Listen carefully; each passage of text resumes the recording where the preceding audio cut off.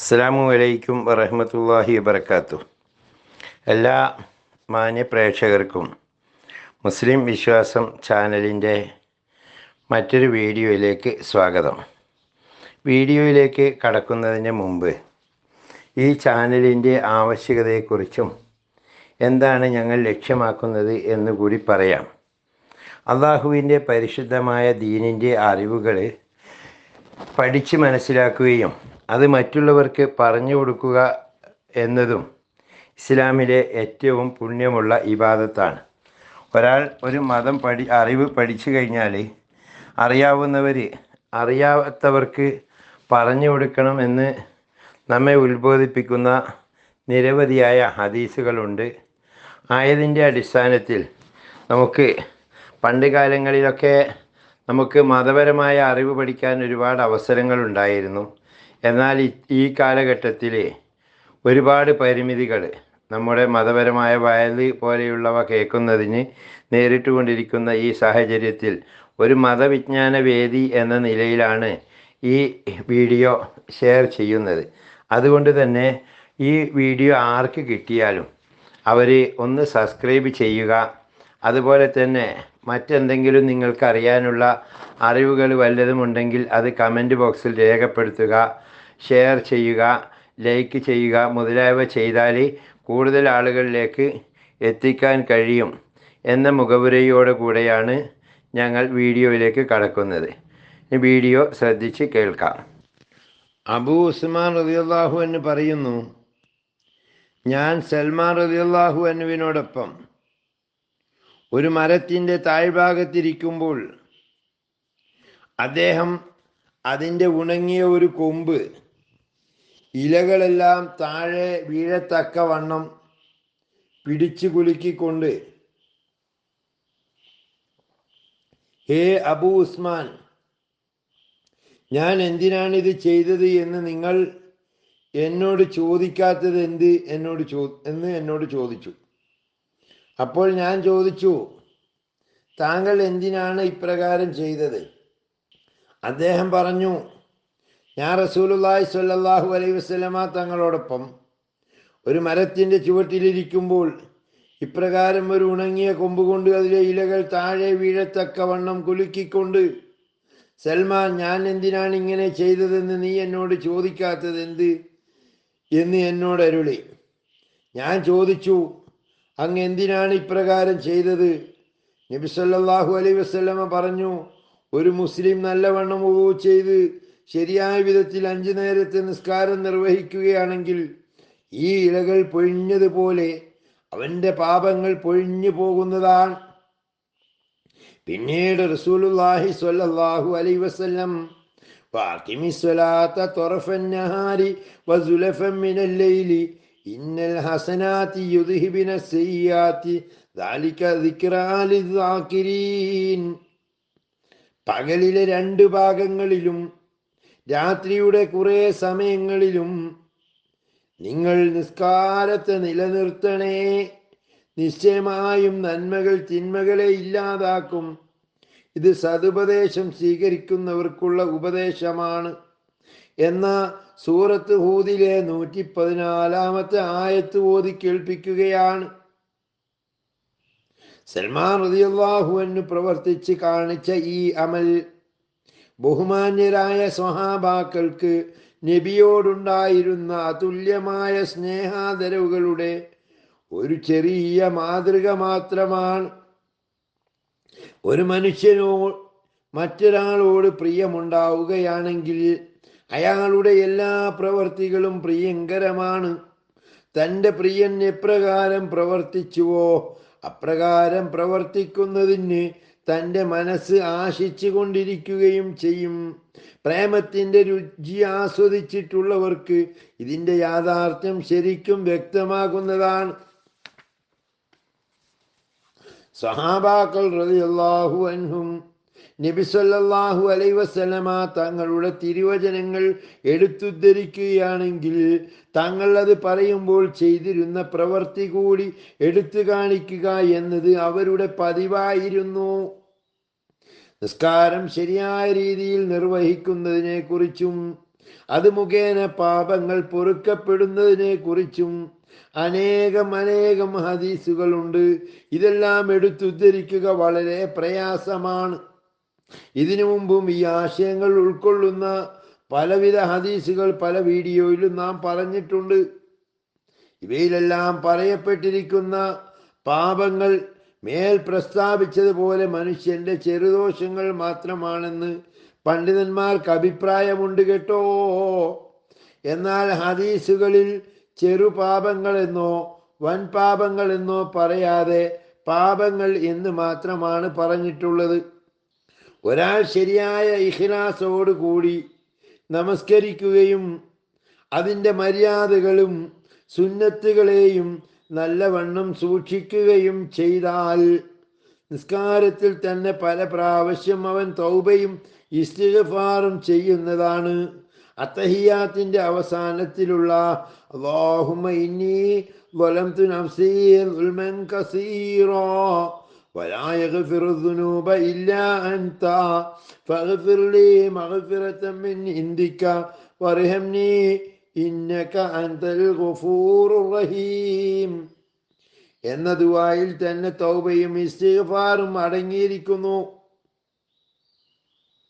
നല്ല രീതിയിൽ വുളു ചെയ്യുക എന്ന് പറഞ്ഞതിൻ്റെ ഉദ്ദേശം വുളുവിൻ്റെ അദബുകളെയും സുന്നത്തുകളെയും ശരിക്ക് മനസ്സിലാക്കി വളരെ കരുതലോടുകൂടി ചെയ്യുക എന്നുള്ളതാണ്.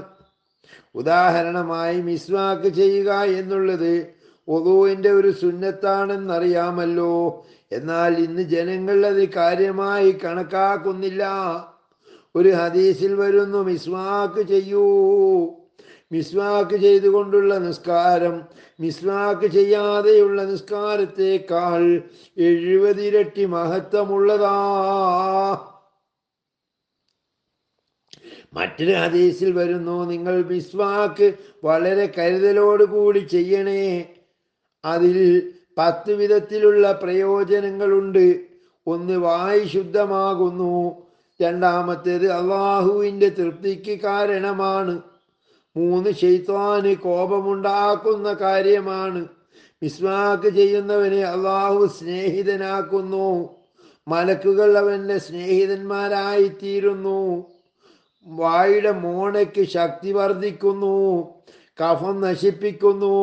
വായു സുഗന്ധമാക്കുന്നു. പിത്തം നശിപ്പിക്കുന്നു. കണ്ണിന്റെ കാഴ്ച ശക്തിപ്പെടുത്തുകയും വായുടെ ദുർഗന്ധമില്ലാതാക്കുകയും ചെയ്യുന്നു. ഇതിലെല്ലാം ഉപരി അത് സുന്നത്താകുന്നു എന്നുള്ളതാണ്. മിസ്വാക്ക് പതിവായി കരുതലോടുകൂടി ചെയ്യുന്നതിൽ 70 രീതിയിലുള്ള പ്രയോജനങ്ങൾ ഉലമാക്കൾ രേഖപ്പെടുത്തിയിട്ടുണ്ട് കേട്ടോ. അവയിലൊന്ന് മരണസമയത്ത് ഷഹാദത്ത് കലിമ പറയുന്നതിനുള്ള ഭാഗ്യമുണ്ടാകുമെന്നുള്ളതാണ്. കറുപ്പ് തിന്നുന്നതിൽ 70 രീതിയിലുള്ള ദോഷങ്ങൾ രേഖപ്പെടുത്തിയിട്ടുണ്ട്.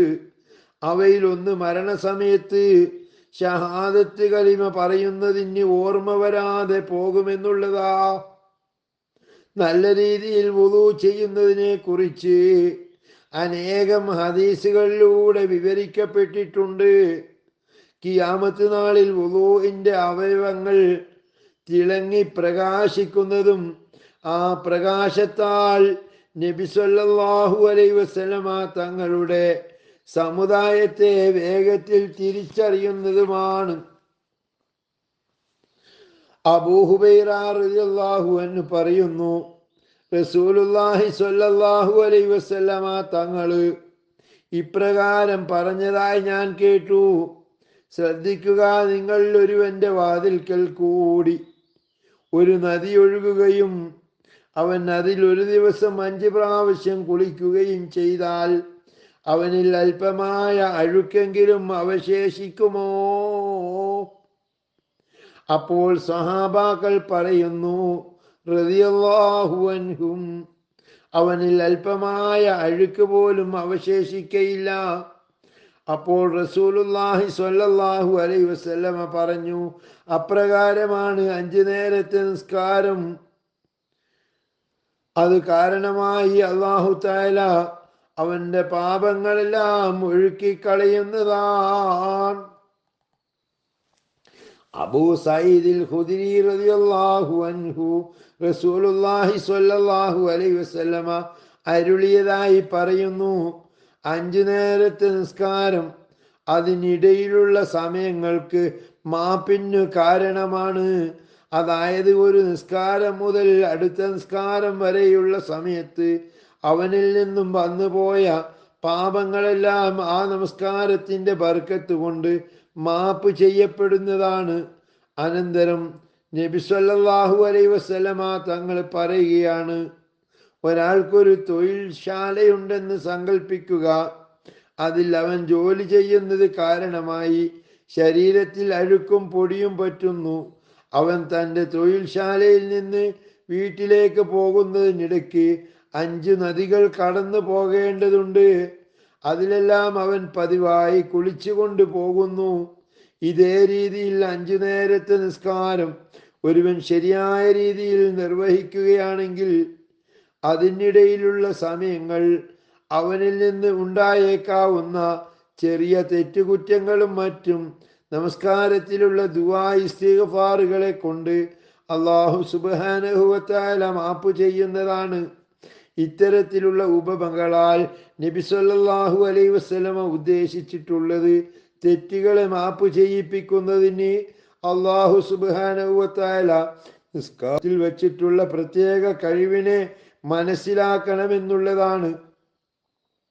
ഉദാഹരണങ്ങളിൽ കൂടി ആശയം നല്ലതുപോലെ മനസ്സിലാക്കുവാൻ സാധിക്കുന്നുവെന്ന കാരണത്താൽ ആദരവായ റസൂലുള്ളാഹി സ്വല്ലല്ലാഹു അലൈഹി വസല്ലമ തങ്ങൾ വിവിധ രൂപത്തിലുള്ള ഉപമകളെ എടുത്തുദ്ധരിച്ചുകൊണ്ട് അതിൻ്റെ ആശയം നമുക്ക് വ്യക്തമാക്കി തരികയാണ്.